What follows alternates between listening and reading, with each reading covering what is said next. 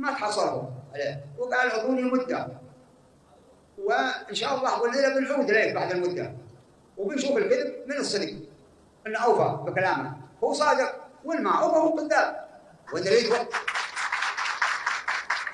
ونريد منكم وقفه جاده من هذه الازمه، اذا ما اوفى عمل بعهده وما قال كلكم الرجال الشرفه والرجال يتحقون حضرموت.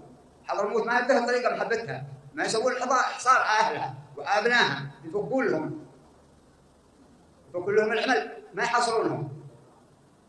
ونريد منكم وقفه، والمحافظ وعمر الا موظفين عندنا ليسوا هم امراء على حضرموت، ليسوا امراء على حضرموت وليس حكام على حضرموت، هم موظفين عندنا ومهامهم محدوده حسب النظام والقانون. اذا حاصل منها نقول له وقف على الغلطان، اذا انتم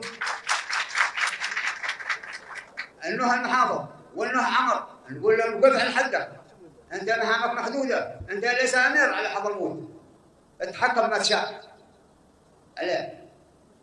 وهذا ما طرحته عليكم تقولون نحن طلعنا نفاوض، لا طلعنا من ايدي الامر. والسلام عليكم ورحمه الله وبركاته.